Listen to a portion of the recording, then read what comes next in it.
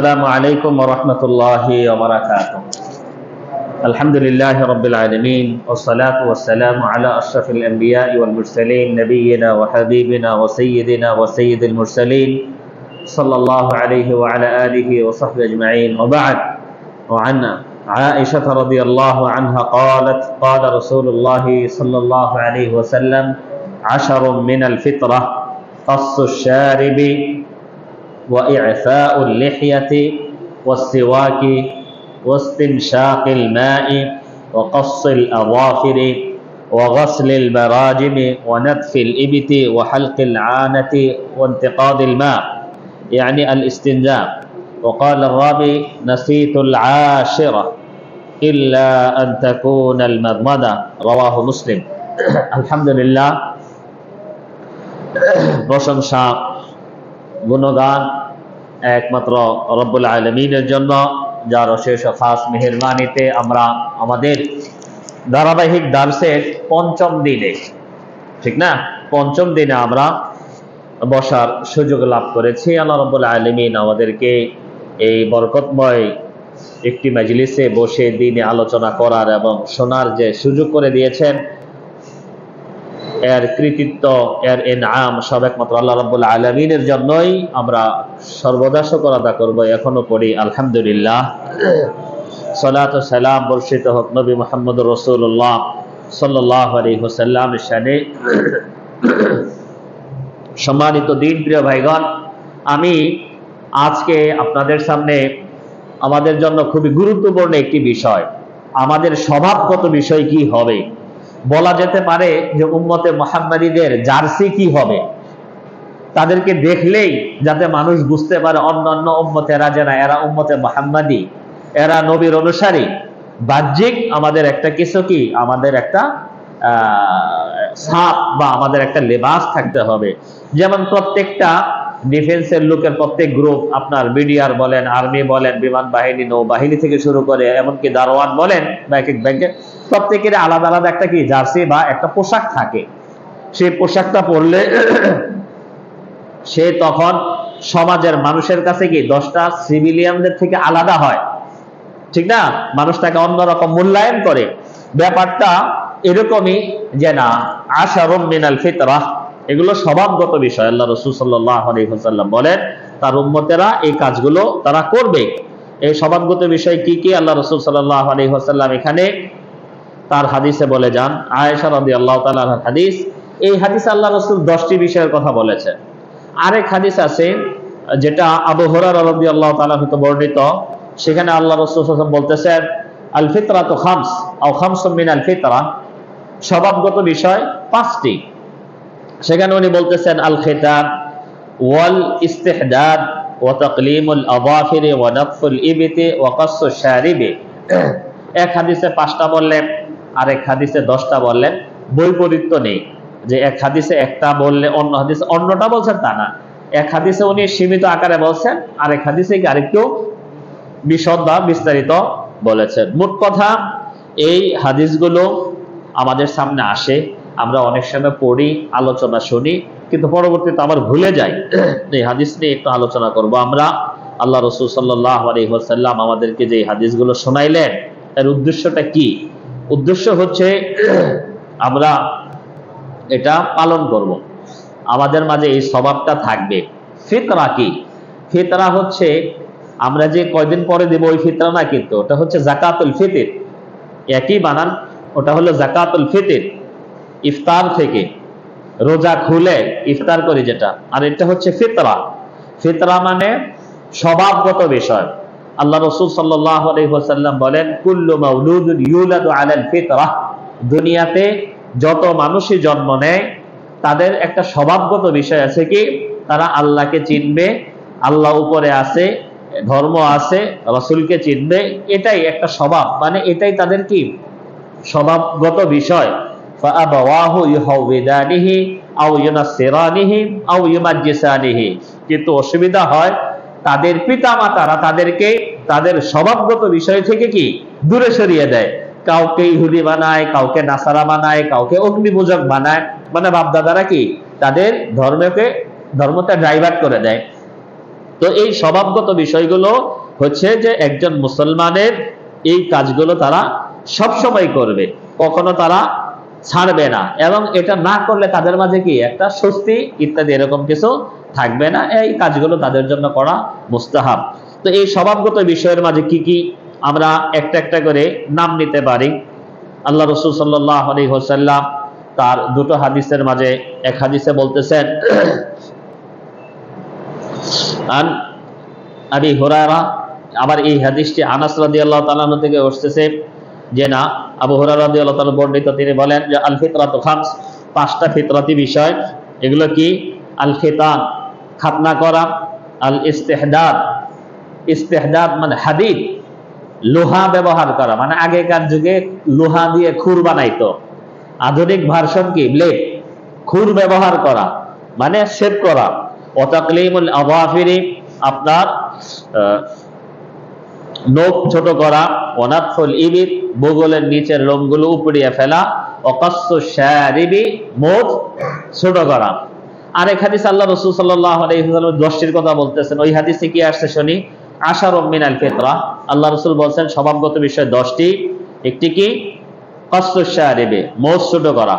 ইফাউল লিহিয়াতে, দাড়ি বড় করা। ইফা মানে কি? ছেড়ে দেওয়া, তার আসল অবস্থায়, সাইডে সুইটা সাইজ না করার কথা আসছে। আল্লাহ আপনাকে আমাকে কখন কাকে কোন জায়গায় দিলে ভালো ওটা বুঝে শুনে দিয়েছেন। কাউকে বেশি দিয়েছেন, কাউকে এখানে কয়েকটা দিয়েছেন, কাউকে এখানে বেশি দিয়েছেন, এখানে কম দিয়েছেন, এক একজনকে এক এক ভাবে দিয়েছেন। কিন্তু আল্লাহ যেটা দিয়েছেন অবশ্যই আমার আপনার দৃষ্টিতে ভালো না হলেও আল্লাহ ভালো করে তাকে সৃষ্টি করেছেন। এবং আল্লাহ কোরআনে বলেন, লাকাদ খালাকনাল ইনসানা ফি আহসানি তাকওয়িম, আমি মানুষকে উত্তম আকৃতিতে অবয়বে অবয়বে আমি সৃষ্টি করেছি। তো এখানে কাসসু শারিবে ও ইফাউল লিহিয়াতে, দাড়ি ছেড়ে দেওয়া।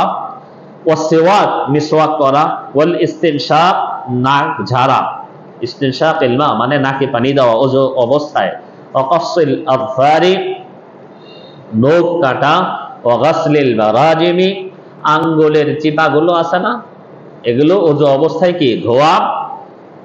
ওয়া নাতফিল ইবিতি, বগলের নিচের লোম উপড়িয়ে ফেলা। ও হালকিল আনাতে, নাভির নিচের লোম করা, শেভ করা। ইন্তিকাসিল মা, পানি ব্যবহার করা। ইয়ানি আল ইস্তিনজা, শৌচকার্য যেটাকে বলি আমরা, বাথরুমে যাওয়ার পরে কি পানি ব্যবহার করা। ওনাসিতুল আশির, রাবি বলতেছে 9টা বলার পরে 10 নম্বরটা তো মনে নাই, তো মনে হয় এটা হবে। সেটা কি? আনতাকুনাল মাদমাদা, মনে হয় কুলি করা। তো ওই মনে হয় যে ওই মনে হওয়াটাই ধরে নেওয়া হয়েছে যে না ওইটাই, যে ওযু অবস্থায় কি মুসলমানরা কুলি করবে। তো আল্লাহ রাসূল সাল্লাল্লাহু আলাইহি ওয়াসাল্লামের এই হাদিস, এগুলো স্বভাবগত বিষয়। কিন্তু স্বভাবগত বিষয়ের অর্থ বলতে কি, মানে এটা করবে, এবং এর মাঝে কিছু আছে ওয়াজিব ফরজ, এবং কিছু আছে কি মুস্তাহাব। এই 10টা কাজ উম্মতে মুহাম্মাদীদের বৈশিষ্ট্য, কিন্তু এর মাঝে কিছু আছে করতেই হবে, না করলে গুনাহগার হবে। আর কিছু আছে মুস্তাহাব, করলে ভালো, না করলে কি গুনাহগার হবে না। তার মাঝে একটা আমরা বলতে পারি আল খিতান, খাতনা করা। খাতনা করাটা কি? আল্লাহ রাসূল সাল্লাল্লাহু আলাইহি ওয়াসাল্লাম খাতনা করতে বলছেন। দেরিতে যারা তৎকালীন যুগে অনেকে কালেমা পড়ছে, বড় মানুষ, খাতনা করতে বলছেন। ইব্রাহিম আলাইহিস সালাম আসছে বিল কদ্দুম, কোড়াল বলে না, কোড়াল, কোড়াল দিয়ে খাতনা করছেন। তো এই মানে যেটা ছিল আর কি, কোড়াল দেওয়ার অর্থ এটা না যে না এরকম, মানে কোড়ালও তো আপনার বিভিন্ন রকমের থাকে বা ওটা, অর্থাৎ খাতনা করতে হবে। এই খাতনাটা কি? খাতনাটা হচ্ছে এটা একটা আমরা যেটা জানি পুরুষদেরটা, এটা পুরুষদের লিঙ্গের অগ্রভাগে যে খালি চামড়াটা থাকে, এটাকে আরবিতে হাসাফা বলে। এই যে গোল যে একটি অংশটা, গোল যে একটি অংশটা, ওটার আবরণ যেটাতে থাকে, ওটা তারা সিস্টেম করে টেনে এনে কি যে কেটে দেওয়া হয়, এটা হচ্ছে খাতনা। এটাকে মূলত আমরা খাতনা বলি। এই খাতনা নিয়ে আমাদের সমাজে অনেক বেদাত আছে, এক বৈঠকে এগুলো নিয়ে আলোচনা করা যাবে না। তবে এটা লজ্জার বিষয়, আপনার ছেলের খাতনা করাইলেন, হ্যাঁ, শরীরের একটা অংশের লজ্জাস্থানের সেটা একটা অংশ কাটলেন, সুন্নাহ, এটা ওয়াজিব, কিন্তু এটার জন্য আপনাকে কি বিশাল বড় আয়োজন করতে হবে? এটা বেদাতের পর্যায়ে পড়ে, এবং এখানে যে টাকা পয়সাগুলো খরচ করা হবে সওয়াবের পরিবর্তে কি গুনার খাতায় নাম লেখা হবে। কাজে এগুলোতে আমরা যাব না। এই খাতনাটা কখন করানো দরকার? আমাদের সমাজে যেটা প্রচলিত আছে, এটা আসলে বাচ্চাদের জন্য কষ্টদায়ক, লজ্জাজনক। বড় হয়ে গেছে, মানুষের সামনে হয়তো বাচ্চারা কি আপনার তাদের এই অঙ্গটা বের করতে চায় না, কিন্তু তখন বের করে চলতে হয়, লুঙ্গি উঁচা করে চলতে হয় ইত্যাদি। বিশেষ করে আমাদের সমাজে প্রাচীন কিছু প্রথা আছে, বাড়িতে এটাকে আজম বলে না, হ্যাঁ, আজমকে ডেকে এনে এলাকার মানুষের সামনে তাকে উলঙ্গ করে, হ্যাঁ, চোখ বেঁধে এগুলো করা হচ্ছে। এগুলো আমি মনে করি কি আপনার বেহায়াপনা। এগুলো প্রাচীন যুগের এই প্রথাগুলো বাদ দেওয়া দরকার। বর্তমানে সুন্দর পদ্ধতি রয়েছে, ডাক্তারদের কাছে গিয়ে করা যায়, এবং এটা উলামায়ে কেরামরা বলে দিয়েছেন যে খাতনাটা যত আগে করা যায়, 7 দিনের ভিতরে করাইতে পারলে কি এটা সবচেয়ে সুন্দর। বিশেষ করে আরব দেশগুলোতে আমি আমার 2 ছেলেরই ছোট বয়সে করানো হয়েছে, এবং সেখানে একটা সিস্টেম করছে হাসপাতালে, প্রথম সপ্তাহে গেলে আপনার একদম অল্প ফিস, যদি 2 সপ্তাহ পরে যান ফিসটা প্রায় ডবল হয়ে যায়। এটার একটা উপকারিতা বলি, সেটা হচ্ছে বাচ্চা যখন ছোট থাকে তখন তার এই অংশটাও কি একদম পাতলা থাকবে, নরম থাকে, পাতলা থাকে। এক্সট্রা চামড়াটা কেটে দিবে এবং সেখানে তারা একটু ব্যান্ডেজ করে দিবে, তখন বাচ্চা লড়বে না। এই বয়সে বাচ্চা কি 7 দিনের বাচ্চার কি কাইট হওয়া অথবা তার এই অঙ্গ লড়ানোর কি এখনো শক্তি হয়ে যায় না, হয়তো হালকা পাতলা কি একটু পাটা লড়াবে, হাতটা লড়াবে। তো এই হাত পা লড়ানোটা তার এই অংশ পর্যন্ত কি পৌঁছবে না, রক্তক্ষরণের কি কোনো সুযোগই নেই, টান লাগবে না। তো প্রথম যা একটু হয়তো হালকা একটু কাঁদবে, এরপর আর কোনো সমস্যা নেই। 1 সপ্তাহ বিশেষ করে ডাক্তাররা বুদ্ধি দিয়ে থাকে, জৈতুনের তেল দিয়ে ওটা অলিভ অয়েল দিয়ে ভিজিয়ে রাখলে আস্তে আস্তে ওটা কি একলাই পড়ে যায়, উঠে পড়ে যায়, বাস। এটা হলো আপনার যদি অল্প বয়সের হয়। আর ছেলেটা যখন একটু হাঁটাহাঁটি করা শুরু করে, দেখেন তো তার লিঙ্গের সামনে একটা ব্যান্ডেজ করা আছে, লিঙ্গটা কাইট হয়ে নিচের দিকে থাকে, এটা ভার হয়ে থাকে, হাঁটে, লড়ে, এটা কষ্ট হয় না, কাঁচা থাকে না, এবং তার পেশাবের পরিমাণও বেশি। বাচ্চা থাকবে কি, বাচ্চাকে ডাইপার পরায় রাখছেন, ছোট বাচ্চা, তার পেশাবের পরিমাণও হবে কম, পেশাব আসবে সরে যাবে বা ডাইপারেই করে হয়ে যাবে ওটা। তো যাই হোক, সার্বিক দিক থেকে এটা আমাদের দেশে আমি মনে করি এটা বাচ্চাদের জন্য খুবই কষ্টদায়ক, এটা বয়স হওয়ার পরে। বিশেষ করে যত বড় হবে তত তার জন্য কষ্ট। হাফ প্যান্ট পরাও, আবার খুলো, পেশাবে যাও, আসা যাওয়া করো, মানে অনেক কান্নাকাটি, অনেক কষ্ট হয়। এজন্য এই সিস্টেমটা আমি মনে করি যে উঠিয়ে দিবেন। আপনারা প্রত্যেকেই নিজের বাচ্চাদের, কোনো কষ্ট হয় না, আমরা ভয় পাই, কষ্ট হবে না, বরং তার জন্য এটা আরো আরামদায়ক, এটা অল্প বয়সের মাঝে করে ফেলবেন। ছেলেদের খাতনা করাটা ওয়াজিব। মেয়েদের খাতনার বিষয়ে আল্লাহ রাসূল সাল্লাল্লাহু আলাইহি ওয়াসাল্লাম হাদিসে বলেছেন যে না, ছেলেদের বেলা এটা ওয়াজিব, বুঝছেন, আর মেয়েদেরটা হচ্ছে আপনার মাতহারাতুন মুস্তাহাব্বাতুন। মেয়েদের বিষয়ে যে ওদের যে জন্য এটা হচ্ছে, মেয়েরা যদি খাতনা করে বা খাতনা করায় তাহলে এটা তাদের জন্য কি উত্তম এবং তাদের জন্য স্বাস্থ্যকর। যদিও এটা আমাদের দেশে নেই বা অনেক দেশে এখন উঠে গেছে, এটা আফ্রিকা মহাদেশ সহ আরবের অনেক দেশগুলোতে ছিল। মেয়েদের খাতনার বিষয়টা হচ্ছে যে আপনার ওটা হচ্ছে আপনার ওই যে ইংরেজিতে ওটাকে ক্লিটোরিস না কি একটা বলে, যেটাকে বাংলা আমরা ভগাঙ্গর বলি। হ্যাঁ, ভগাঙ্গর, যেটা আরবিতে এটাকে ভিজের বলে। এটা হচ্ছে মহিলাদের যৌনের উপরের দিকে প্রায় 3 সেন্টিমিটার একটা অংশ থাকে এক্সট্রা।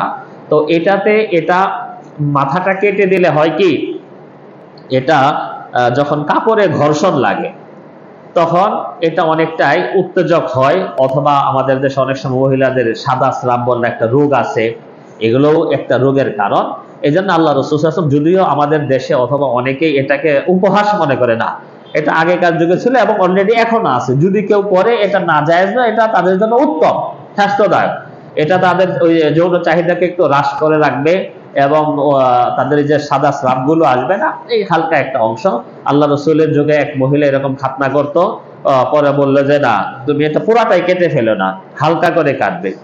কারণ এটা একদম কেটে ফেললে তাদের এটা অনেকটাই আপনার যৌন সম্ভোগের যে বিষয়টা সেটা অনেকটাই তখন বেশি লোপ পেয়ে যায়, অল্প করে কাটবে।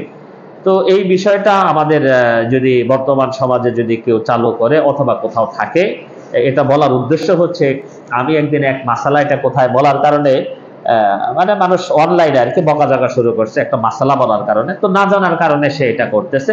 এটা শরীয়ত সম্মত এবং এটা মুস্তাহাব।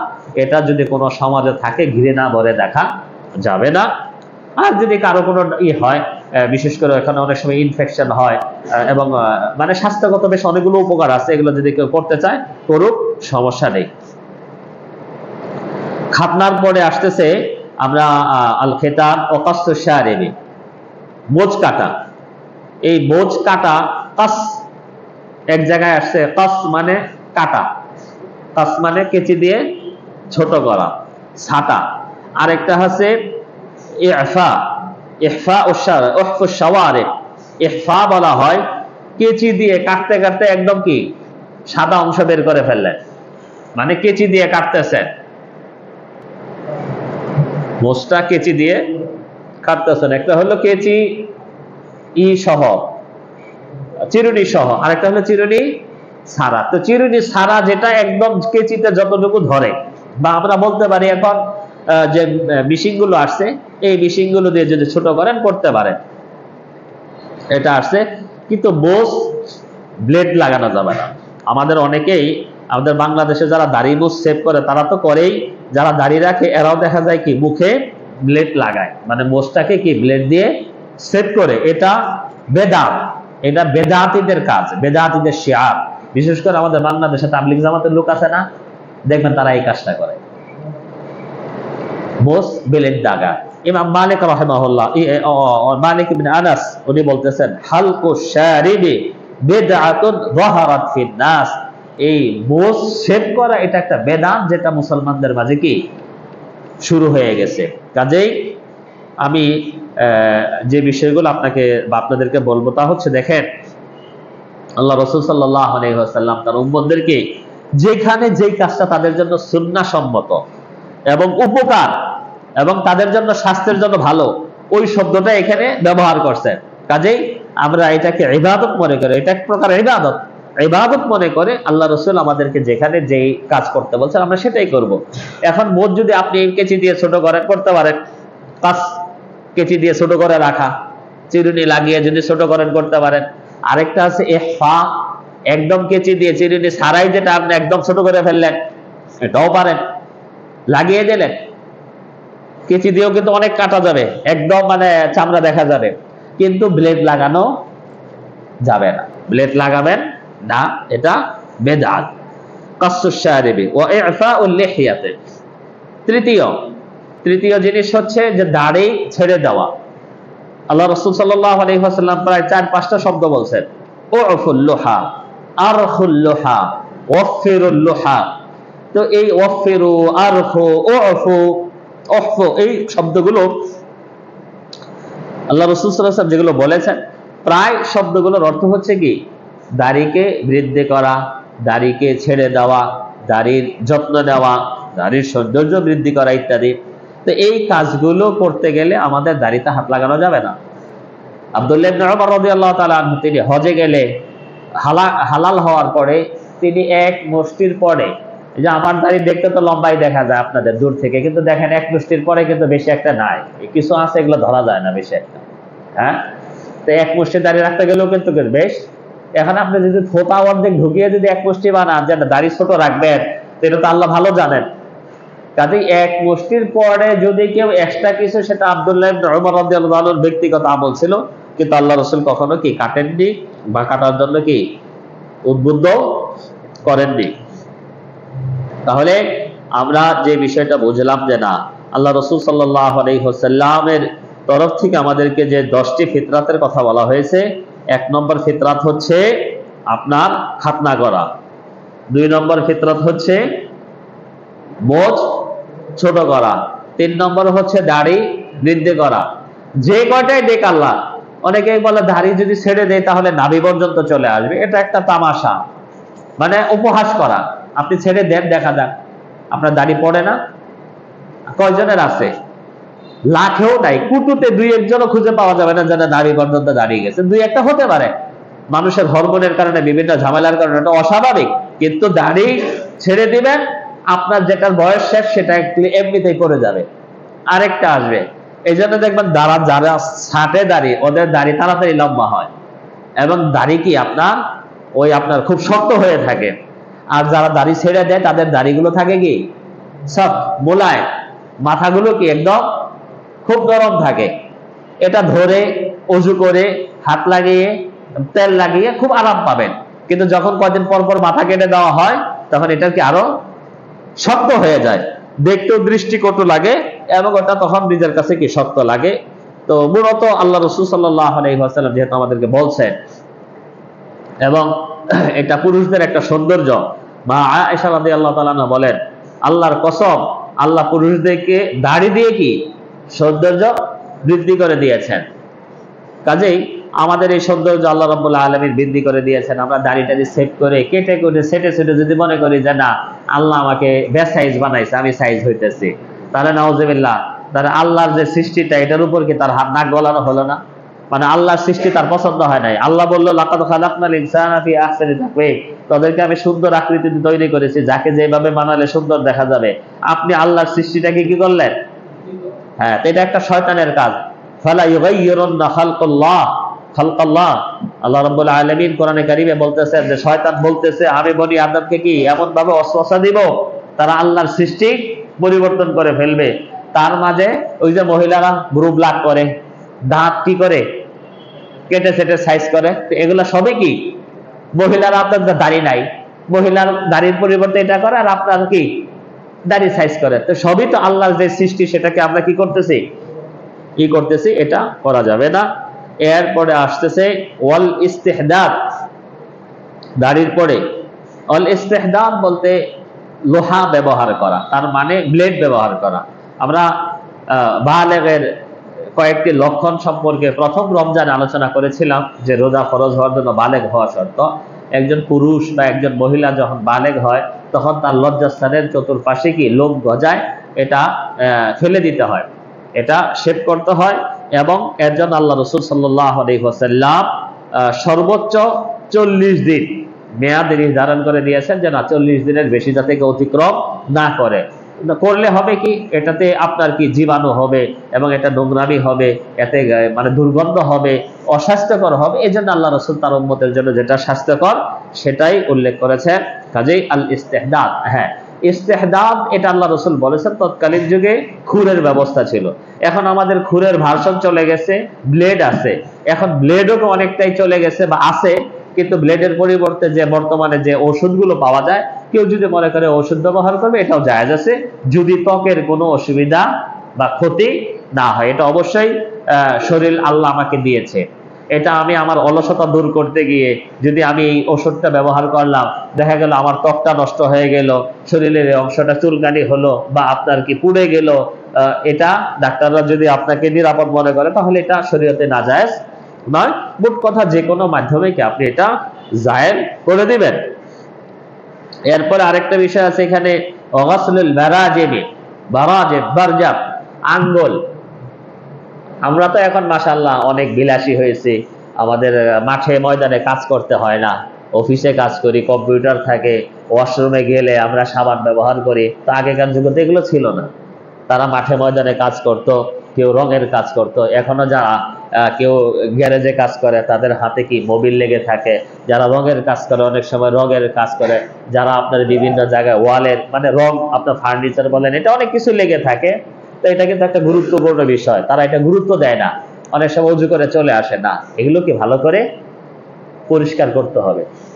রং লেগে থাকলে এগুলো কি তারপিন বা কেরোসিন যেটা দিয়ে হোক, রংটা উঠিয়ে পরে কি উজু করতে হবে। কত গুরুত্ব যে আল্লাহ রাসূল সাল্লাল্লাহু আলাইহি ওয়াসাল্লাম এটাকে উল্লেখ করলেন। হ্যাঁ, ওযু হওয়ার জন্য, শুদ্ধ হওয়ার জন্য এটাকে ধৌত করা শর্ত, ওযু না হলে সালাত হবে না। কাজেই এটা না করলে ওযু হবে না। ওয়াগসলুল বারাজিমি, এবং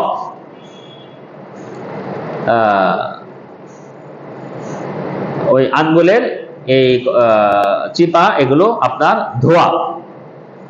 এরপর আসতেছে আপনার তাকলিমুল আযফারি আও আযাফিরি, নখগুলো ছোট করা। আমরা প্রতি সপ্তাহে জুমার দিন, যেটা সুন্নাত আল্লাহ রাসূল সাল্লাল্লাহু আলাইহি ওয়াসাল্লাম করতেন, আপনি প্রতি জুমার দিন অথবা সপ্তাহের ছুটির দিন যখন সুবিধা হয় আপনি নখগুলো কাটবেন। কিন্তু আমাদের মাঝে, বিশেষ করে মা বোনদের মাঝে একটা ওই বিদেশি সংস্কৃতি একটা এখন ছেয়ে গেছে, যে তারা নখ খুব লম্বা রাখে, নখ কাটে না। বিশেষ করে বাম হাতে, যেই হাত দিয়ে শৌচকার্য করে ওই হাতের এই নখগুলো, এগুলা কি ডাক্তারদের কাছে গিয়ে জিজ্ঞেস করেন, অস্বাস্থ্যকর, এগুলা অরুচিকর, এবং এটা কোনোদিন আল্লাহ রাসূল সাল্লাল্লাহু আলাইহি ওয়াসাল্লামের উম্মতের কি বৈশিষ্ট্য না। এই নখগুলো কেটে ফেলতে হবে। এবং নখে আপনি প্রসাধনী অন্যান্য দিতে পারেন, যে আল্লাহ রাসূল সাল্লাল্লাহু আলাইহি ওয়াসাল্লাম এখানে আপনার রং বা মেহেদি ব্যবহার করতে বলছেন, করেন। আপনি রঙিন হলে সুন্দর দেখা যাবে, কিন্তু তার মানে এটা নয় যে আপনার বিদেশি সংস্কৃতি এগুলো লম্বা লম্বা রেখে ওগুলাতে বিভিন্ন রকমের নেল পলিশ ব্যবহার করে। নেল পলিশ ব্যবহার করাটা আসলে মুসলিম মহিলাদের জন্য এটা ঠিক না, কারণ আপনি নেল পলিশ একটা পরব, এটা তো ওযু হবে না। আমরা যারা আদর করে বউ বাচ্চাকে এগুলো কিনে দেই, খেয়াল করছেন কিনা কখনো, ওযু হবে না তো, কাজে ওগুলো কি তারা ওযু, তারা সালাত পড়ে না? যে কদিন পিরিয়ড থাকে ইচ্ছা করলে পড়তে পারে, কিন্তু কি অভ্যাস করার দরকার, কারণ যখন পিরিয়ড থাকা অবস্থায় পড়ে অভ্যাস করবে তখন আপনার রুচিও নষ্ট হয়ে যাবে, তারটাও নষ্ট হয়ে যাবে। আরেকদিন পিরিয়ড ছাড়া অবস্থায় বলে দিবেন যে পড়ে ফেলো, ওযু করবে, অথবা বলবে নেইল পালিশ করছে আর উঠাবো না। আবার দোকানদাররা বলে যে উঠানো যায়, তো ওইটা কি বারবার উঠিয়ে গিয়ে ওযু করবে ওই কেমিক্যাল দিয়ে? হ্যাঁ, ওটা তো অনেকদিন পর পর ওটাকে কালার চেঞ্জ করার জন্য তারা ওইটা দেয়। কাজে নেল পলিশটা আপনার মেহেদি ব্যবহার করবেন, রং লাগানো যাবে, কিন্তু নেল পলিশ ব্যবহার করা যাবে না। ও তাকলিমুল আযাফিরি আও আযফার, পায়ের এবং হাতের সবগুলো নখ কাটতে হবে নিয়মিত। এরপরে আসতেছে নাতফুল ইবিতি, বগলের নিচে যে লোমগুলো হয় এটাও যৌন কেশের অন্তর্ভুক্ত। মানুষ বড় হলে নারী পুরুষ উভয়ের এগুলো হয়, এগুলো আল্লাহ রাসূল নাফস মানে উপড়িয়ে ফেলতে বলছেন। উপড়িয়ে ফেলাটা সুন্নত। আপনি ট্রাই করেন, সোম ব্যবহার করেন অথবা অন্য কোনো যে জিনিসটা পিছলাটা, এগুলোতে আস্তে আস্তে টেনে টেনে তুলে ফেলে, দেখবেন এগুলো আস্তে আস্তে সংখ্যা কম থাকবে, হবে কম, দুর্গন্ধ হবে কম। কিন্তু অনেকে এগুলাকে ব্লেড লাগায়, ব্লেড লাগানোর কারণে দেখা যায় ত্বকও নষ্ট হয় এবং আস্তে আস্তে কি আরো ঘনত্ব ধারণ করে। হ্যাঁ, এখানে যদি আপনি মাকিনা ব্যবহার করেন, যে মাকিনা আর আরবি শব্দ বললাম মানে মেশিং, যে মেশিং দিয়ে আপনার করা হয়। এখানে ইমাম শাফি রাহমাহুল্লাহকে এক ব্যক্তি বলতেছে যে না, উনি এই কাজ করতেছিলেন মানে দিয়ে, তারপরে বললো যে না এটা আমি জানি তো, কিন্তু আমার খুব কষ্ট হয়। তো এই দিক থেকে অনেকেই ফতোয়া নিতেছেন যে না, যদি অনেকের কষ্ট হয় তাহলে সে এগুলো হয়তো করতে পারবে, কিন্তু আমি বলবো যে কষ্ট হবে না। তো যদি আপনি আগের থেকে অভ্যাস করে নেন ইনশাল্লাহ এটা হবে না। অভ্যাস করে নেন, দেখেন ইনশাল্লাহ এটা আল্লাহ রাব্বুল আলামিন এটা সহজ করে দিবেন। কাজেই যেহেতু সুন্নাত, যেমন ইমাম গাযালি রাহিমাহুল্লাহ বলেন, হুয়া ফিল ইবতিদাই মুজিউন ওয়ালাকিন ইয়াসহুল আলা মান ইতাদাহু, তো শুরুতে এটা খুব হয়তো কষ্ট পাবে, টান লাগবে, ব্যথা করবে, কিন্তু অভ্যাস করে নিলে পরে আর কি পুরো কিছুই মনে হবে না। কাজেই ইনশাআল্লাহ এটা যেহেতু একটা ইবাদত, আমরা এটা অভ্যাস করব, নারী পুরুষ উভয়ই আমরা ওগুলো উপড়িয়ে ফেলবো, দেখা যাবে এতে করে আমাদের এটা কমে যাবে এবং এটা ভালো থাকবে। এরপরে আসতেছে আপনার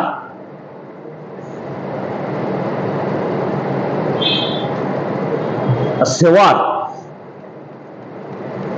মেসওয়াক করা। আমরা যে কয়টা ফিতরাতের নাম শুনেছি তার মাঝে হচ্ছে মেসওয়াক। মেসওয়াক এটা গাছের ডালা, যে ডাল দিয়ে কি সাধারণত আমরা মেসওয়াক করি, এবং এটা আরবি শব্দ, এটা আমাদের সমাজে বাংলা হিসাবে প্রসিদ্ধ বা প্রচলিত হয়ে গেছে মেসওয়াক। মেসওয়াকের বিকল্প কি ব্রাশ হবে? জি হবে, মেসওয়াকের বিকল্প ব্রাশ হবে, এবং এমনকি আঙ্গুলও মেসওয়াকের বিকল্প হবে। তবে সুন্দর হবে যে না, আপনি ব্রাশ দিনে সবসময় তো ব্যবহার করা এটা ডাক্তারও স্বাস্থ্যসম্মত বলবে না। আপনি একবার ব্রাশ ব্যবহার করেন, আর আপনি একাধিকবার কতক্ষণ পর পর আপনি গাছের ডালা আপনার কাছে রাখবেন। আল্লাহ রাসূল কানের উপর রেখে দিতেন, কতক্ষণ পর পর মুখে ঘষা দিতেন, এতে করে মুখের দুর্গন্ধটা কি হয়, দূর হয়। আল্লাহ রাসূল বলেন, আস-সিওয়াকু মাতহারাতুল লিল ফাম ওয়া মারদাতুল লির-রাব। মুখটা পবিত্র থাকে আর আল্লাহ খুশি হয়। সিয়াম অবস্থা আমাদের দেশে অনেকেই বলে যে না, এই রোজা থেকে এত করা যাবে না, মেসওয়াক করা যাবে না। এটা আবার একটা কি ইবলিসি ফতোয়া। সুন্নত কাজ, মুস্তাহাব কাজ আপনি যত ইচ্ছা করতে পারেন, মেসওয়াক করা যাবে। কাজেই এই মেসওয়াকের মাঝে আপনাকে আমাকে সবসময় খেয়াল রাখতে হবে যাতে করে ক্ষতিকর কিছু না হয়। আমরা আমাদের সন্তানদেরকে অনেক সময়, মা বোনরা যারা, এটা অবশ্য বর্তমানে এখানে নেই, অনেক জিনিস দিয়ে, কয়লা দিয়ে, হাবিজাবি দিয়ে কি দাঁত ব্রাশ করাই দিতেছে। এটা ঠিক না। এগুলো অনেক সময় দেখা গেছে সাময়িক ভাবে কি দাঁত ঝকঝকে করলেও এগুলো জীবাণু ঢুকে থাকে এবং এগুলো দাঁতের ক্ষতি হয়। মোট কথা, আপনি দাঁত পরিষ্কারের জন্য স্বাস্থ্যসম্মত যে পদ্ধতিগুলো আছে এগুলো ব্যবহার করলে ইনশাআল্লাহ আপনি মেসওয়াকের মানে আপনি ওষুধ দিয়ে আঙ্গুল দিয়ে মাজতেছেন, আঙ্গুল দিয়ে যে খেলাল করতেছেন, এটাও আপনি একসময় আপনার কাছে মেসওয়াক নেই কিন্তু আপনি আঙ্গুল দিয়ে কি ঘষা দিচ্ছেন, এতে তাহলেও কি আপনি মেসওয়াকের কি সওয়াবটা পাবেন। তবে একটা বিষয় আছে যে বদিল কখনো কি আসল জিনিসের সমান হয় না, মানে যেটা নকলই থাকে একটার পরিবর্তে। কারণ মেসওয়াকটা মেন, আল্লাহ রাসূল এটা কথা বলছেন, আমরা মেসওয়াক ব্যবহার করবো ইনশাআল্লাহ। এবং মেসওয়াকটা খুবই ফজিলতপূর্ণ কাজ। আল্লাহ রাসূল কি বলে জানেন? মেসওয়াক করে সালাত আদায় করা, মেসওয়াক ছাড়া সালাত আদায় করা থেকে কি 70 গুণ বেশি সওয়াব। খেয়াল করছেন? সুবহানাল্লাহ, 70 গুণ, 1-2 গুণ না। জামাতে বললে কয় গুণ? 27। আর মেসওয়াক করলে 70 গুণ সওয়াব। সহিহ হাদিস। আল্লাহ রাসূল আবার এটা বলে দেন যে না, মানে মেসওয়াকটা আমাদের উপর খরচ করে দিতেন, কিন্তু কেন করলেন না? লাউলা আন আশুক্কা আলা উম্মতি লা আমারতুহুম বিসওয়াকি ইনদা কুল্লি সালাতিন, আরেক riwayat ইনদা কুল্লি ওযুইন। আমি যদি আমার উম্মতের উপর কষ্টকর মনে না করতাম তাহলে প্রত্যেক সালাতে তাদেরকে কি করতাম? মেসওয়াক করার আদেশ করতাম, মানে ফরজ হয়ে যেত তাদের জন্য। কিন্তু কষ্টকর বিদায় এটা আমাদের জন্য অপশনাল রাখছে। কাজে আমরা যেহেতু আলহামদুলিল্লাহ এখন সুযোগ সুবিধা আছে, মেসওয়াক অ্যাভেলেবেল পাওয়া যায়, ছোট প্যাকেটের ভিতরে প্যাকেট সহ ভরে রাখা যায়, পকেটে রেখে দেন, সালাতের আগে একটু ঘষা দিবেন। আমাদের দেশে এটা অনেকে অরুচিকর মনে করে না। মক্কার ইমাম সাহেবরা দেখবেন, সৌদি আমরা এই সুন্নাতটা খুব পালন করে, একটু ঘষা দিলে কি আপনার মুখে থুতু চলে আসবে? আর হালকা একটু থুতু আসলে আপনি তো এমনি কথাবার্তার মাঝে কি ঢোক গিলেন, ওটাও গিলে ফেলবেন। এই যে আমরা খালি মনে করি যে না, কতক্ষণ ঘষতে হবে, রক্ত টক্ত সব বের করে দিয়ে কুলি করতে হবে, যার কারণে আমরা ওই আমলটাকে বড় বানাইছি, কষ্টকর বানাইছি, আর আমরা আমল থেকে দূরে গেছি। আমাদের দেশে হুজুররা দেখেন এই বানাইছে, জোহর আগের সুন্নত পরের সুন্নত, মানে সুন্নত না পড়লে কি ফরজ হবে না। এই জন্য অনেকে ফরজও পড়ে না, সুন্নতও পড়ে না। এত এই 15-16 রাকাত নামাজ পড়তে যাবো, পড়বই না। মানে যেইটুকু না করলেই নয়, এটা আপনি শিক্ষা দেন। কাজেই মেসওয়াকটা আমরা করার অভ্যাস করব, খুবই ফজিলতপূর্ণ কাজ। এটা শুধুমাত্র ছেলেদের জন্য তা না, মেয়েদের জন্য। আমাদের দেশে মা বোনরা মনে হয় মেসওয়াকের কি অভ্যাসই নাই তাদের। না, যখন কিনবেন 2টা আনেন, 12 বেশি আনেন, বাচ্চাদেরকেও দিবেন। ছেলেদের জন্য যেরকম এটা সুন্নাত বা মুস্তাহাব, মা বোনদের জন্য কি এটা মুস্তাহাব। আরেকটি ফিতরাতি বিষয় হচ্ছে ইস্তিনশাকুল মা, নাকে পানি দেওয়া। ইস্তিনশাক, নাকে পানি দিবেন যখন ওযু করবেন, নাকে পানি দিতে হবে। ওয়াবালিগ ফিল ইস্তিনশাক, আল্লাহ রাসূল সাল্লাল্লাহু আলাইহি ওয়াসাল্লাম বলেন যে ভালো করে কি তুমি নাকে পানি দিবে। নাকে পানি দিলে হবে কি, এটা থাকতে হবে, একটু মানে প্র্যাকটিস থাকতে হবে। হালকা পানি নিয়ে যদি আপনি টান দেন, এই পর্যন্ত ওঠান, তাহলে এখানে যে ময়লাগুলো আছে এই ময়লাগুলো কি নেমে যাবে। ওই যে বিভিন্ন রকমের বিভিন্ন ভাইরাস বানে না, ইনফ্লুয়েঞ্জা, করোনা টোরোনা, কত কিছু হলো, হ্যাঁ, তখন ডাক্তাররা এত বারবার ধুইতে বলছে কেন? আল্লাহ রাসূল, আল্লাহ রাব্বুল আলামিনের তরফ থেকে ইলাহি পদ্ধতির আগেই যে না, মুসলমানদের শরীরে কি কোনো ভাইরাস ঢুকবে না। দেখেন আল্লাহ রাব্বুল আলামিনের কত সুন্দর বিধান। মানুষের সবচেয়ে মূল্যবান জায়গা কি? ব্রেন। এটাকে স্নায়ুতন্ত্র না কি বলে, যাই হোক, এখানে যেখান থেকে সবকিছু কন্ট্রোল করা হয়, খুব সূক্ষ্ম। এখানে যদি কোনো একটা ছোট একটা ময়লার কণাও ঢুকে যায় তাহলে কি এটা ক্ষতিকর। এই জন্য আল্লাহ রাব্বুল আলামিন দেখেন নাকের ভিতরে পশমগুলো কিভাবে দিছে, দেখছেন? নাকটা এরকম ঘোরানো, পশমগুলো এরকম। চারিদিকে কি পশমগুলো এরকম না বেড়ে বেড়ে রয়েছে, নেট হয়ে রয়েছে, যাতে করে কি বনি আদমের ব্রেনে ময়লাগুলো যেগুলো রাস্তাঘাটে চলাফেরা করে না, এরপরেও যদি ভেদ করে কিছু চলে যায়, নাকের এই পর্দাগুলো ভেদ করে কিছু চলে যায়, এটাকে আপনি কি বের করতে পারবেন না কোনো পদ্ধতিতেই। আল্লাহ রাব্বুল আলামিন তার খাস রহমতে হাঁচির একটা ব্যবস্থা করে দিয়েছেন। ওখানে কিছু বেশি জমে গেলেই হাঁচি চলে আসে। এজন্যই হাঁচিটা আল্লাহ রাব্বুল আলামিনের তরফ থেকে একটা নিয়ামত, আপনার ব্রেক পরিষ্কার রাখার জন্য, স্বাস্থ্য সুরক্ষার জন্য। এই জন্য হাঁচি আসলে আল্লাহ রাসূল কি করতে বলছেন? শুকরিয়া আদায় করতে বলছেন। এই জন্য আমরা কি বলি? আলহামদুলিল্লাহ বলি। এই ভদ্রলোক আল্লাহ শুকরিয়া আদায় করলো, আমি শুনলাম, আমি তার জন্য একটু দোয়া করব। কি বলবো? ইয়ারহামুকাল্লাহ। যেহেতু সে কৃপণ না, আল্লাহ শুকরিয়া আদায় করছে, আল্লাহ তোমার উপর কি রহম করুক। এক ভদ্রলোক মুসলমান ভাই, আমি আমার ইবাদত পালন করলাম, সে যেহেতু আমার জন্য কি দোয়া করলো, আমিও কি পাল্টা তার জন্য দোয়া করব। ইয়াহদিকুমুল্লাহ ওয়া ইউসলিহু বালাকুম। আল্লাহ আপনাকে সঠিক পথে রাখুন এবং আপনার অবস্থা কি ভালো রাখুন, ভালো করুন। তো এই ইস্তেনশাক, এটা নাকে পানি দিতে হবে অজুতে। আমরা নাকে পানি দিয়ে একটু টান দিব এখানে এবং নাক ঝাড়বো, তাহলে কি নাকের যে বিষ্ঠাগুলো, ময়লাগুলো, এগুলো বের হয়ে যাবে। আরেকটা আছে যে ওয়াল মাদমাদা ওয়ান্তিকাসিল মা, পানি খরচ করা, যেটাকে আমরা ইস্তেনজা নামে চিনি। আরবি শব্দ এটা ইস্তেনজা। এই ইস্তেনজাটা এটাও ফরজ, ইস্তেনজাটা ফরজ। খালি মেসওয়াকটার আমরা একটা দলিল পেলাম যে আল্লাহ রাসূল কি মাশাক্কা মনে করেন নাই, বিধায় ফরজ করেন নাই। তবে এটা খুবই ফজিলতপূর্ণ আমল, ঠিক না? ফজিলতপূর্ণ আমল, 70 গুণ সওয়াব বেশি।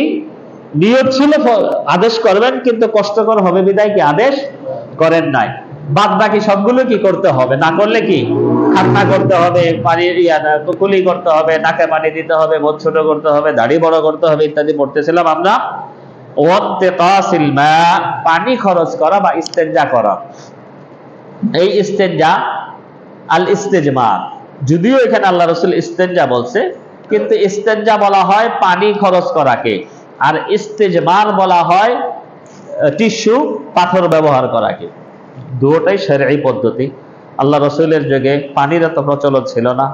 আমাদের বর্তমান যুগেও যারা খেতে খামারে কাজ করে, অনেক সময় দেখা যায় কি তারা মরুভূমিতে বা বিভিন্ন জায়গায় কি পানি পায় না রাস্তাঘাটে।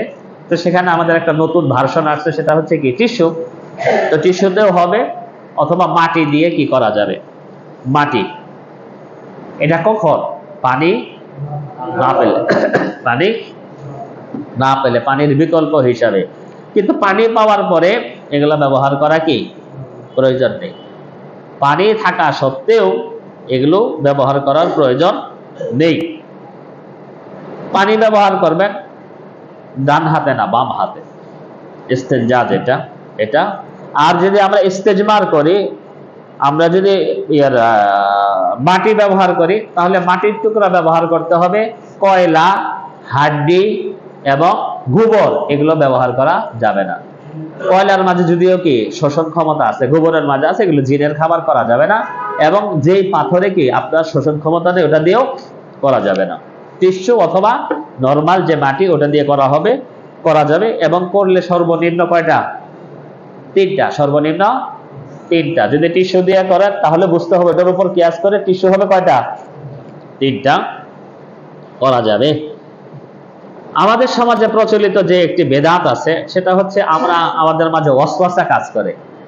ওই যে বলি সেহরির সময় বলে সেহরি খাওয়া বন্ধ করুন, 5 মিনিট বসে থাকে, আজানও দেয় না, কারণ জানে যে আজান টাইম আছে, এখন আজান দিলে কি মানুষ পিটাবে আমাকে বা গুনাহ হবে। আবার ইফতারের সময় কি জানে সরকার লিখে দিছে সূর্য অস্ত হয়ে গেছে, তারপরে সারাদিন থাকতে পারছে, আর 2 মিনিট পরে করি। এই যে একটা ওয়াসওয়াসা শয়তানি। হজে গিয়ে বলে কি, তো এত টাকা দিয়ে হজ করলাম, যদি ভুল হয়ে থাকে একটা দম দিয়ে দেই। আমাকে মক্কায় জিজ্ঞাসা করতো, আমি বললাম যে তাহলে সুজদা দিবেন প্রত্যেকটা নামাজে, নামাজের পরে 2টা করে সুজদা দিবেন। বলে কেন? যদি ভুল হয়ে থাকে। তো এই ওয়াসওয়াসাটা এমন পর্যায়ে আসছে যে তাদের পেশাব আছে, খালাস হয়নি, এটা ওয়াসওয়াসা ঢুকে গেছে। এই জন্য তারা লজ্জাস্থানে একটা টুকরা বা টিস্যু ধরে হাঁটাহাঁটি করে। বিশেষ করে আমাদের ময়মনসিংহের আপনার ইয়েতে গেলে খুব পাবেন, গাঙ্গিনাপাল যে মসজিদটা আছে, হ্যাঁ, অল্প জায়গা, মানে আমার কাছে একদম খুব ডাস্টিক, এর থেকে নোংরা আমার কিছু মনে হয় না। যে শিক্ষিত সমাজে এতটাই নোংরা হয় মানুষ, যেটা বিশেষ করে প্যান্ট পরা, লুঙ্গি পরা থাকলে না, লুঙ্গি চারিদিক দিকে একটু পেঁচায় রাখছে, প্যান্ট পরা টাইট ফিট, চেন খুলে কোন রকম মাথাটা ধরে রাখছে বেহায়ারা, আর দেখা যাচ্ছে বাকি বডিটা কি বের হয়ে আছে। এটা একটা কোনোদিন ধর্ম অথবা ইসলাম, ভদ্রতার ধর্ম, পরহেজগারিতার ধর্ম, কোনোদিন এগুলো বেহায়াপনা শিক্ষা দিতে পারে না। তো এগুলো বেদাত, এই যুগ যুগ ধরে এগুলো আলেমরা বলছে। কিন্তু বর্তমান যুগের কিছু বেকুফ, বিশেষ করে তাবলিগ জামাতের মধ্যে যারা আসক্ত, তারা তাবলিগ জামাতে গিয়ে এই দার্সটা তারা নেয়, নিয়ে এই কাজটা শিখে। আল্লাহ মাফ করুক, হেদায়েত দান করুক। আসলে এটা শরীয়তে নাই, এটা শরীয়তে নাই। কারণ স্পষ্ট কথা যেটা আমি বলি, আল্লাহ রাসূল সাল্লাল্লাহু আলাইহি ওয়াসাল্লাম কি পেশাব করছেন কি করেন নাই? সাহাবায়ে কেরামরা করছেন কি করেন নাই? এটা কি গোপনে করার জিনিস? আল্লাহ রাসূল কিভাবে ইস্তেনজা করছেন? এক ইহুদি এসে আল্লাহ উমর রাদিয়াল্লাহু তাআলা কে বলেন, তোমাদের কি নবী, মানে উপহাস করতেছে, তোমাদের এটা একটা নবী হলো কয়কে, তোমাদের এটা একটা ধর্ম হলো কয়কে, ইউআল্লিমুকুম হাত্তাল খিরাআ, কেমনে শৌচ কার্য করতে হবে এটাও তোমাদেরকে শেখায়। মানে তুচ্ছ করতেছে। ওমর রাদিয়াল্লাহু তাআলা আরেকটা খুঁচা দিলেন, তো হ্যাঁ এটাও তো শেখায়, আর আরেকটা জিনিস শিখাইছে, কয় কি, কয় কিবলার দিকে ফিরে পেশাব করতে না করছে, উত্তর দক্ষিণে বইরা পেশাব করতে বলছে। মানে ইহুদিদের কিবলা কোন দিকে? উত্তর দিকে না, একটু খুঁচা দিয়ে দিল যে তোদের কিবলা। তো এখানে তো বিষয়টা হচ্ছে যে আল্লাহ মাফ করুক, অর্থাৎ আল্লাহ রাসূল সাল্লাল্লাহু আলাইহি ওয়াসাল্লাম এগুলো ওপেন করছেন, বলে দিছেন কোন পায়ে ভর দিলে কি পেটের এটা না এটা তাড়াতাড়ি খালাস হবে, এটাও বলছেন। একটা দলিল তো নাই। এই যে আমরা দলিল দেই যে না পুরুষের মূত্রনালী ঘোরানো পেঁচানো এটা একটু হাঁটাহাঁটি না করলে হয় না, এগুলো তো আমার নিজের ওয়াসওয়াসা। কিন্তু আল্লাহ রাসূল কি কোনো হাদিসে বলছেন? এত বড় একটা ডিউটি আল্লাহ রাসূল না বলে চলে গেলেন, তাহলে তো উম্মতরা কি একটা গুমরাহ নাউজুবিল্লাহ রেখে গেছেন? আল্লাহ রাসূল করলেন না। আল্লাহ রাসূলের জীবন দশায় লক্ষ লক্ষ সাহাবী ছিল, হজই তো করছে 1 লাখ সাহাবী, আরো তো অনেক সাহাবী বাড়িতে ছিল। একজন সাহাবী এরকম কিছু ব্যবহার করছে, একটা দলিল দেন। কোনো দলিল নাই। তাহলে আমি আমার মন গড়া ইবাদত করলে কি আল্লাহ মেনে নিবে? মেনে নিবে না। কাজে এটা বেদাত, এটা করার কোনোই দরকার নেই। আল্লাহ আমাদেরকে সুবুদ্ধি দান করুক। তাহলে আমরা পানি ব্যবহার করব। এখানে আল্লাহ রাসূল এটা বুদ্ধি দিয়েছেন, যদি কেউ মনে করো অসুস্থ, পেশাব টপকে টপকে পড়ার ভয় আছে, তুমি কিছু সময় অপেক্ষা করো, যখন পেশাব পড়ে যাবে তখন পানি ব্যবহার করবে, এরপরে চলে আসবে। ওয়াসওয়াসা দূর করার জন্য আল্লাহ রাসূল এটাও শিখিয়ে দিয়েছেন, ওযু করবা, ওযু করার পরে ডান হাতে এক চুল পানি নিবা, নেওয়ার পরে লজ্জাস্থানের উপর কি ছিটিয়ে দিলে মনে করবে যদি বের হয়েও থাকে ওই পানি দিয়ে কি আমি পরিষ্কার করে ফেললাম। আল্লাহ রাসূল আর কি বলবেন? কাজেই এরপরে আমাদের নিজেদের আলাদা মন গড়া তরিকায় এভাবে হাঁটাহাঁটি করা কোশ্চেন কালেও কি ইসলাম সমর্থন করবে না বা সমর্থিত পদ্ধতি হবে না। 10 নম্বর মাদমাদা, কি করা? কুলি করা। ওই যে সাহাবী বলে ভুলে গেছিলাম, কুলি করা। কুলি কি আবার? আমরা অনেকেই ওযু করি, মুখে পানি দেয় আর বের করে, মানে দিতেছে আর বের করতেছে। কুলি হলো এটা? হ্যাঁ, কুলি কাকে বলে? মাদমাদা, পানিটাকে তুহাররিকু ফিল ফাম, পানিটাকে আপনি আপনার মুখের ভিতরে লইয়া জীবনের মুখের চাপা চোপায়, দাঁতের চিপা চাপায় যে খাদ্য কণা কি কি আছে পানির বাড়িতে সবগুলো কি বের হয়ে যাবে। কাজে আপনি পর্যাপ্ত পরিমাণে পানি নিয়ে মুখে যে আপনার একটা বাড়ি দিবেন, এটাকে বলা হয় কি? কুলি করা। এরপর আরেকটা আছে কি? গারগারা। ঠিক আছে? তো এই ওযুতে কুলি করতে হবে। কুলি না করলে কি ওযু হবে না? হ্যাঁ, গারগারা করতে বলছেন আল্লাহ রাসূল, কিন্তু রোজাদার হইলে গরগরা করা যাবে না। নাকে পানি দিবেন, সমস্যা নেই, কিন্তু গরগরাটা সিয়াম অবস্থায় করা যাবে না। সিয়াম ছাড়া অন্য অবস্থায় কি গরগরা করবেন। ঠিক আছে? আলহামদুলিল্লাহ, আমরা আল্লাহ রাসূল সাল্লাল্লাহু আলাইহি ওয়াসাল্লাম এর হাদিস দ্বারা আমাদের স্বভাবগত যে আমলগুলো আমরা বুঝলাম, শুনলাম, ইনশাআল্লাহ আমরা বয়স্ক, অনেকেই হয়তো অন্য কাজে অভ্যস্ত হয়ে গেছি। কেউ বা নিজের মোস্তাতে ব্লেড লাগাই, এটা লাগাবো না। কেউ বা এখানে ব্লেড লাগাই, এটা লাগাবো না। আল্লাহ রসুল আমাদেরকে যেভাবে যেখানে যেটা করা দরকার বলে দিয়েছেন, আল্লাহ রসুলের সুন্নাহ অনুযায়ী ইনশাআল্লাহ আমাদের জীবনকে রঙাবো। কাল কিয়ামতের দিন ইনশাআল্লাহ আল্লাহ রসুলের সুন্নতের প্রতি মহাব্বতের কারণে এই আমলটুকুই, যদিও আমাদের কাছে খুবই ছোট মনে হচ্ছে, এই আমলটুকুই কালকে আমাদের দিন আমাকে আল্লাহ রসুলের সাথে জান্নাত লাভ করার জন্য কি সহায়ক হবে। আল্লাহ সুবহানাহু ওয়া তাআলা আমাদেরকে সেই তৌফিক দান করুন, আমিন। ওয়া সাল্লাল্লাহু আলা নবিয়িনা মুহাম্মাদ ওয়া আলা আলিহি ওয়া সাহবিহি আজমাইন। আসসালামু আলাইকুম ওয়া রাহমাতুল্লাহি ওয়া বারাকাতুহু।